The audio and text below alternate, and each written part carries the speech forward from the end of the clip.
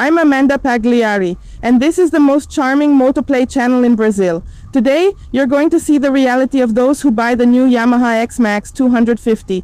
So go ahead and hit the like button, subscribe to the channel. Why, you ask? Because this video is amazing, and I'm going to show you what it's really like for those who ride this maxi scooter. By the way, look, we already have GPS on the screen. Let's ride, let's go. The brakes are good, maybe a little intrusive, but they're good. That's the reality for those who buy the XMAX 250. I still feel it's a little spongy, but nothing that takes away my sense of safety. I squeezed both brakes here and the bike stopped. I felt a little bit of the ABS feedback, but if I felt it, it's because it kicked in. That's good, that's good. Let's see how it does filtering through traffic, okay? It's wider than the NMAX, right? We know that. But that doesn't mean you can't get through a wider gap in traffic with it. Look, right from the start. People usually say it's kind of weak, right? Like Amanda, the NMAX is much stronger at the start and everything. Look, it's like this, it's really heavy, right? It even gained 2 kilos compared to the previous one with the same horsepower, so it has to carry a lot of weight. There's also the traction control, which probably makes things a bit harder for it. You'll notice it's better performance on the road. You don't have to push it to the limit to get its performance. I'm about to hit the road so you can see, but okay, in the city, it's a little weak when starting off. Yes, that's right. And that ends up disappointing some people. And the reality for those who buy an XMAX and are going to ride in the city is like this. You'll ride with a lot of agility and practicality. The leg shield protects you from rain, from bad weather, right? It offers more safety since, unlike a motorcycle where your legs are exposed, you have better protection. Here you have the fairings to protect you, your shoes don't get ruined, and you don't need to shift gears. So it's a really practical and pleasant setup. There's this thing about it being a little annoying when starting off, but anyway, I don't think it's a problem. And in general, what was good got even better. So the engine has the same performance as the previous XMAX, but it's prettier and more high-tech. Is it worth going for the new XMAX or sticking with the old XMAX? Well, that will depend on you, okay? It really depends on your budget. Yamaha is still selling the old XMAX on their website, right? The one they call ABS. Is this one the connected version? If you want a new one, that's fine, but if you prefer used, you can buy from a private seller. It depends on your budget. If you don't really care about having a super high-tech and connected dashboard, you can go with the old one, which was already very good, especially because I didn't find their map system that impressive, okay? I'll be honest with you, if it were Apple CarPlay or Android Auto, it would be much better. But it's better than nothing, right, guys? Better than nothing. It gets the thumbs up in the city. Now let's see how it does on the road.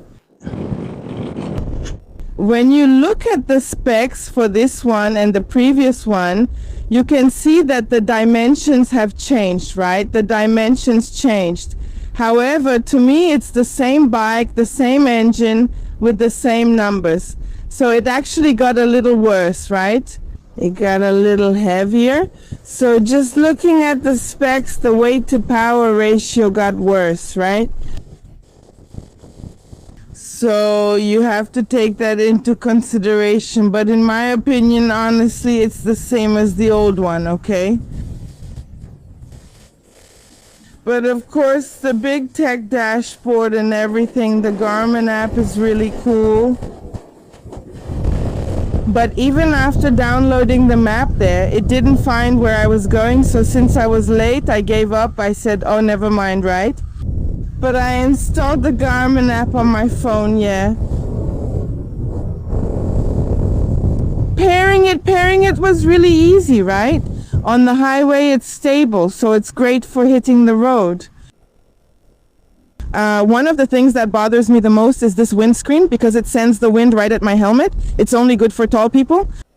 And even though it changed, I didn't really like the design. No, I think that here on the sides too, this turn signal creates a tunnel that sends the airflow straight at me, and then I feel the turbulence on my helmet. There are some side winds here. Even with it at the highest setting, it gets in the way of my riding a little, but I think the sides do too. Even if it were higher, it still wouldn't reduce the turbulence much when leaning the scooter into corners. Its handling is very well tuned. I don't really like the tires on this scooter. I think they could be changed. But it's a really good product, right? It's no wonder it's the best-selling one. Best-selling one in its category.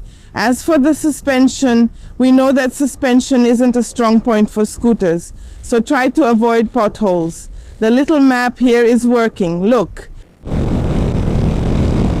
It's not like Google Maps, right, or Waze, but it's better than nothing. I found it pretty interesting here. I like connectivity technology, pairing with the phone, and this scooter has it, and that's a good thing. What was good got even better. So the reality for someone who buys an XMAX is that they're going to ride on the road very safely. It's stability and comfort here on the road, plus more tech in the dash, okay? A lot of people were disappointed because it didn't become a 300cc bike, right? But it seems from what I saw when you switch, right? Motorcycles above 300cc have a different kind of tax. In other words, it's the government forcing us to use low displacement bikes, right? So in my opinion, there should be a tax regardless of the motorcycle, right? For sure. So a lot of people ask, why don't we get bigger bikes and all that? Maybe that's one of the reasons, right? But there are a lot of manufacturers that work with big bikes, so the price is higher too, right? There's that.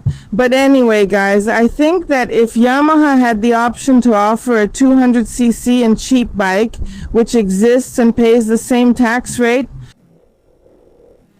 why would they go up to 300cc if they have to pay more taxes?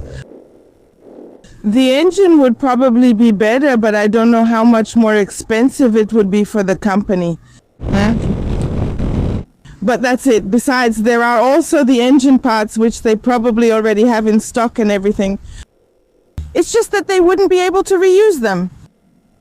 But that's it. If you have more opinions about this transmission or about the engine, write them down below. And remember, everyone, there's a video. It even warned me about the speed camera. Mobile speed camera, that's cool. It's telling me that I'm going 30 here. It says 60 kilometers per hour, I'm going 30. That's so cool, guys. The reality for people who buy the H is that you won't get a ticket. That's nice. It shows 150 meters ahead. It shows the speed camera. How interesting. I entered Mogidas Cruises the city. I didn't put a specific address because this Garmin map isn't complete yet. So sometimes I would enter the address and it wouldn't find it. Just for recording purposes here, I put Mogidas Cruises so it would give me the route. And the cool thing is, it's showing me 24 degrees here, and it's also showing me the possibility of rain along the route I'm going to take. But that's it. My experience with the XMAX has been really cool. Do you have an XMAX 250?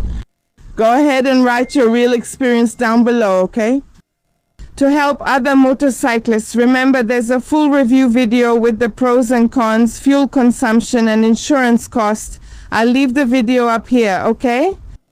And down here, I'll leave a really cool video for you. I'm sure you'll like it. Subscribe to the channel if you haven't already. See you next time. Big kiss.